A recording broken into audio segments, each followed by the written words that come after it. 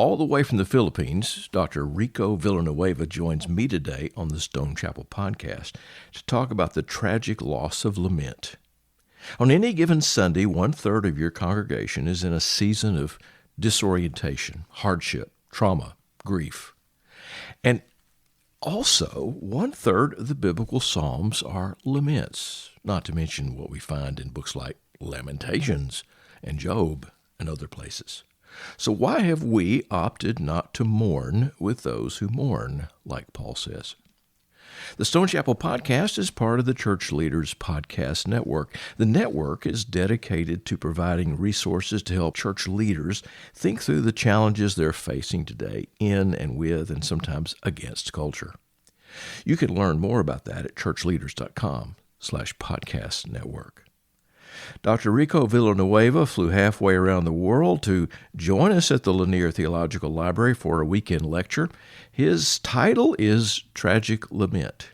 He's speaking about the tragic loss of lament in the church today and what, if anything, we can do about it. The lecture will be uploaded soon to our YouTube channel. In the meantime, we wanted to sit down with him so he could give us a summary of what he hopes to accomplish in that lecture. So today, pastor, writer, theologian, and Old Testament scholar, Dr. Rico Villanueva on the Stone Chapel podcast.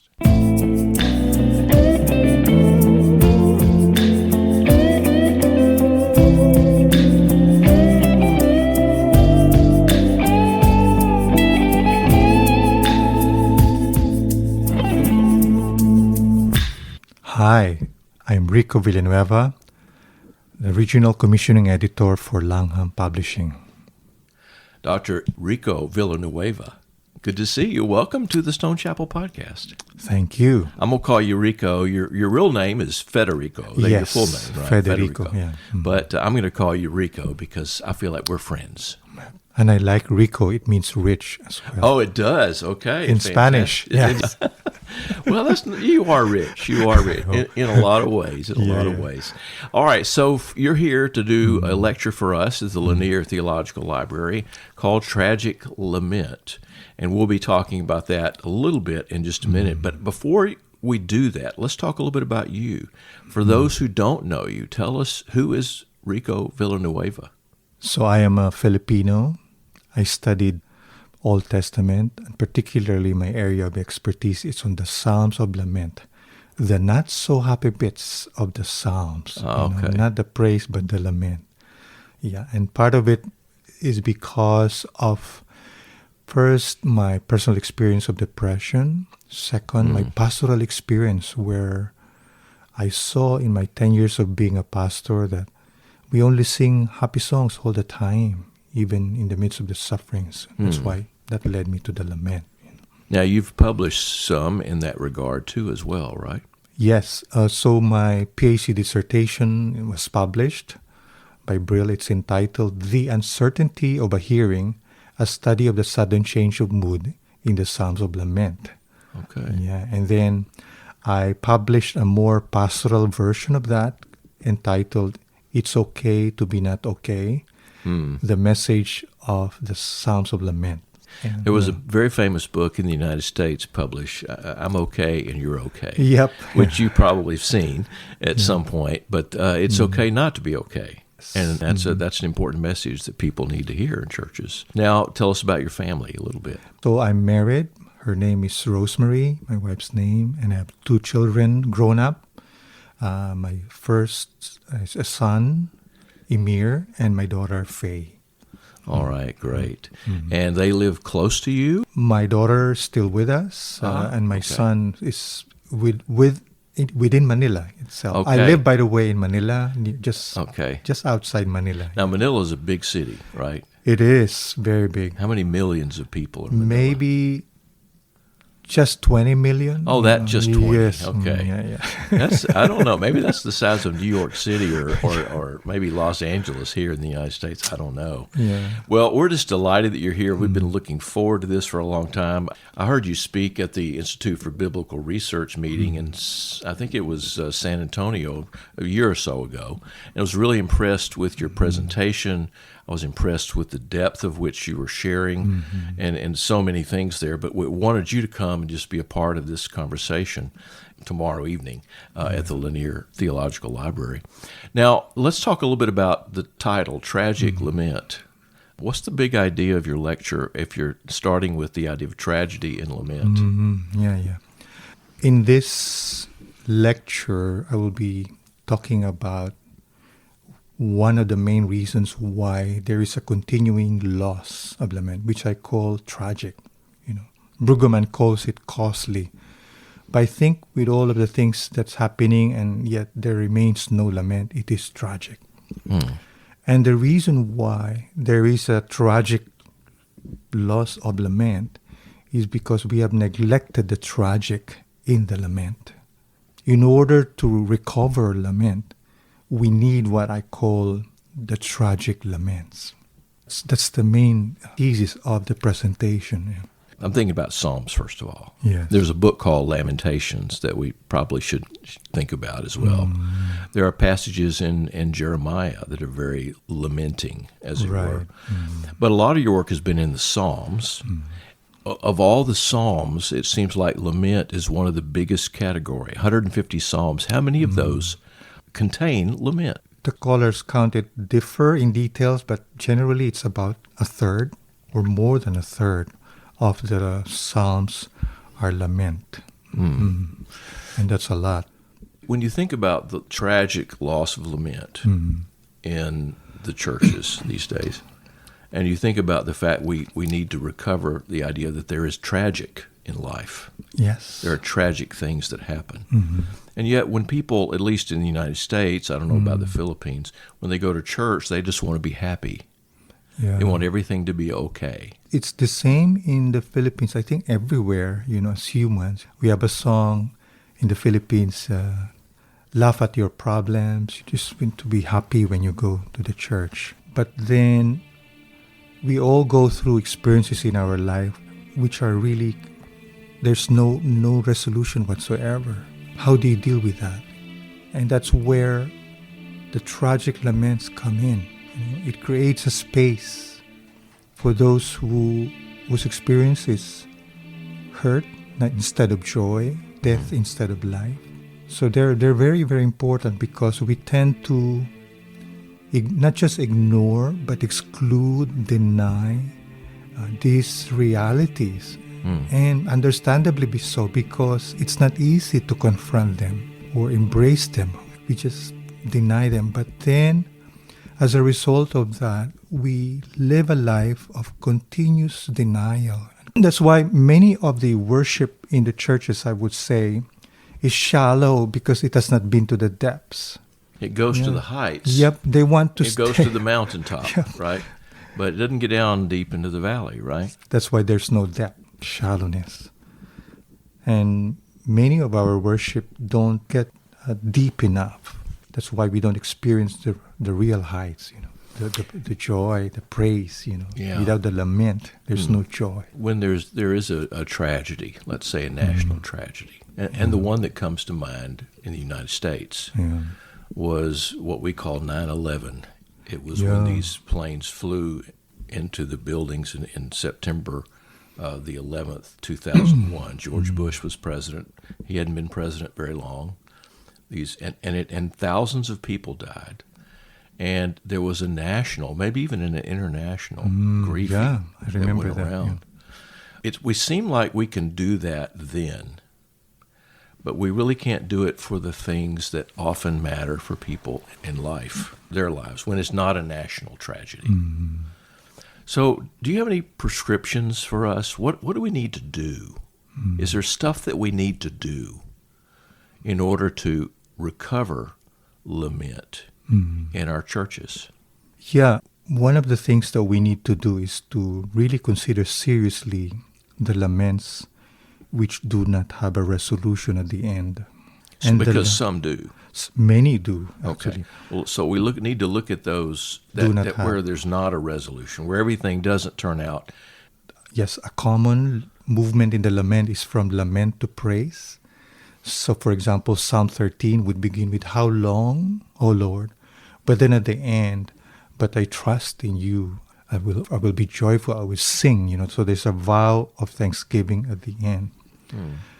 And so that psalm, at least if you read only the psalms which move to praise and some expression of trust, you're sometimes pressured to be okay at the end, so you lament. But the question is, what if you're not yet okay?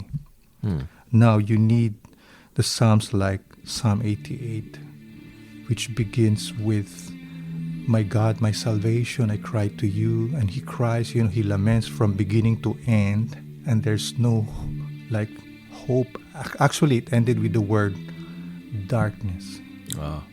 That's a very... So in Hebrew, the last word is the word darkness. Koshach. So that's the literal ending of the book, darkness. And some people may be uncomfortable with that. But I find that also liberating in some sense, because you are not alone.